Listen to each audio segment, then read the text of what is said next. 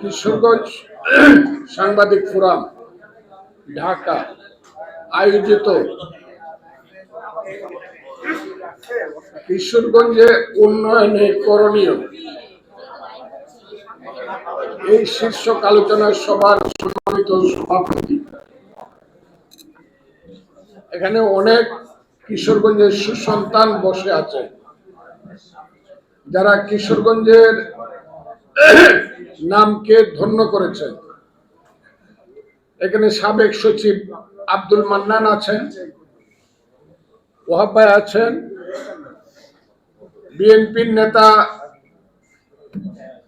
Joint secretary Gurudayal কলেজের সাবেক VP Sohel আছে, আমি অন্য সবার নামই কুদ্দুস আফরাদ আছে, সিনিয়র সাংবাদিক, আপনারা সবাই আছেন। প্রত্যেকেই আমরা যার যার ক্ষেত্রে আপনারা প্রতিষ্ঠিত, সব আমি আপনাদেরকে সালাম জানাইলাম, মাহে রমজানের শুভেচ্ছা জানাইলাম। আজকে 15ই মার্চ, সেই 15ই মার্চে দাঁড়িয়ে আমি স্মরণ করি আজ থেকে 54 বছর আগে এই দিন প্রথম পাকিস্তানের সামরিক শাসক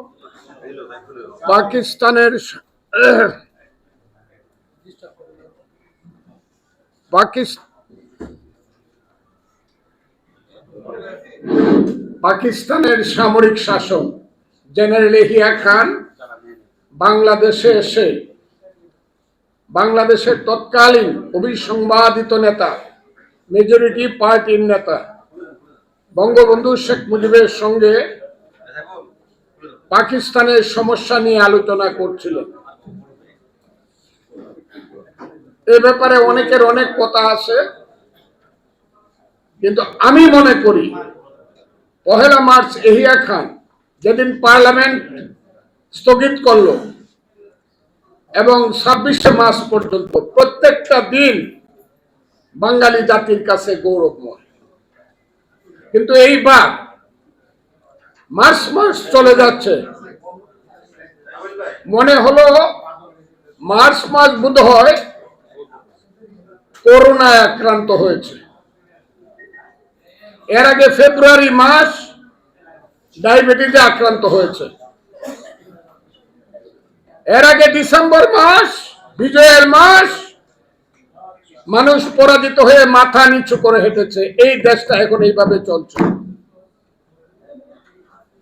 মুক্তিযুদ্ধ নাই, স্বাধীনতা নাই, মানুষের কোনো অধিকার নাই। কবে অধিকার আসবে তাও আমি জানি না, আমরা কেউ কথা বলি না। অথচ এই দেশটা সৃষ্টি করার জন্য 30 লক্ষ লোক আমরা জীবন দিয়েছিলাম, আমরা যুদ্ধে গিয়েছিলাম, এখানে অনেকেই বসা আছে। আমরা মাকে কাঁদিয়ে বাপের বাহুবন্ধনকে উপেক্ষা করে যুদ্ধে গিয়েছিলাম, দিনের পর দিন, মাসের পর মাস, আষাঢ় শ্রাবণের বৃষ্টি বড় রাতে বাংকারে থেকে যুদ্ধ করে স্বপ্নে দেখেছিলাম গণতন্ত্র আসবে, মানুষের পেটের ভাত পরনের কাপড় আসবে, বাঙালি জাতির ধর্ম নিরপেক্ষতা ও সাম্প্রদায়িকতা আসবে। সব শেষ হয়ে গেছে। কিন্তু এখন মানুষের সংখ্যা আমাদের 17 কোটি, আমরা কেউ কথা বলি না, আমরা কেউ কথা বলি না। এই যে কথা না বলার যে সংস্কৃতি শুরু হয়েছে, হয় এটা আমরা মরে গেছি এই কারণে কথা বলি না, কবরে চলে গেছি, তা না হলে আমরা সব স্বার্থপর। কোনটা আপনারা বিবেচনা করবেন, আমরা কোনটা? এই মুহূর্তে দেশে গণতন্ত্র আসা উচিত, এই মুহূর্তে এই দেশে একটা ফেয়ার ইলেকশন হওয়া উচিত এবং দেশের মানুষের ভোটে, মেজরিটির ভোটে যারা নির্বাচিত হবে তারা অন্যদেরকে নিয়ে দেশ চালানোর জন্য ট্রেনটাকে লাইনে তোলা উচিত। সোজা হিসাব, এর বাইরে কোনো হিসাব নাই।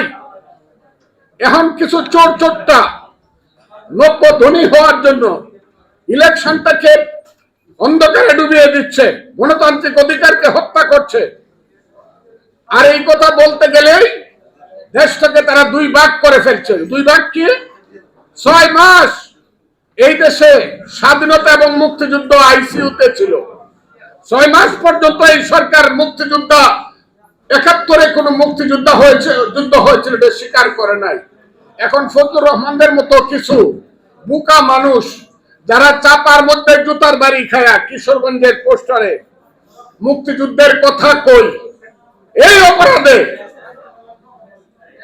এখন ওরাও এই চুপ করে থাকো, এখন ওরাও গলা টান্দা বলে মুক্তিযুদ্ধ একটা নাকি হয়েছিল।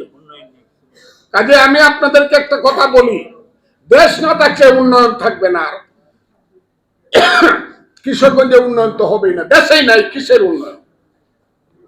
This is not a country, এটা কোনো দেশ হতে পারে না।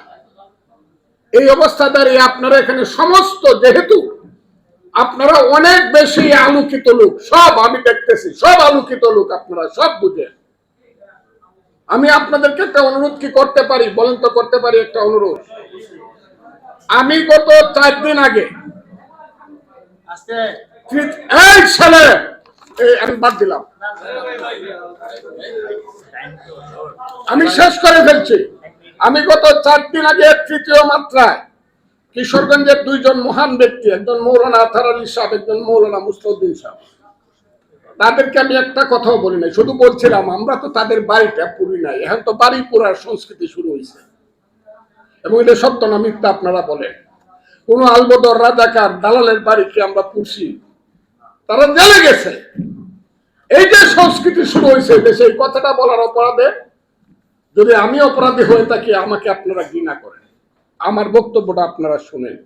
আর যারা এই কথা বলার অপরাধে, আমার মতো একজন 77 বছরের লোক, আমি তো কিশোরগঞ্জের সন্তান, আমি তো এখানে সবার চেয়ে বয়সে আমি বড়, আমি তো 61 বছর যাবত রাজনীতি করি। কিশোরগঞ্জের কোন সন্তান বাংলাদেশের 64,000 গ্রামে রাজনীতি করে না, 64টা জেলায় রাজনীতি করে না, আমি করি। যে দলেরই হন, এই যে এইভাবে একটা মানুষকে মিথ্যাভাবে ইজ্জত মারা, আপনাদের কোনো দায়িত্ব নাই? নাই? আমি তো অন্যায় করি, আমাকে বলেন। আমি তো কিশোরগঞ্জের মানুষ দেখলে পরে চোখের পানি এসে যায়, আরে কিশোরগঞ্জের মানুষ। কাজে আমি আজকে বলছি, রমজানের দিনে আমি কথা বলবো না, আমার মনটা খুব খারাপ আছে, আমাকে মাফ করেন আপনারা। শুধু আমি বলবো উন্নয়ন হবে।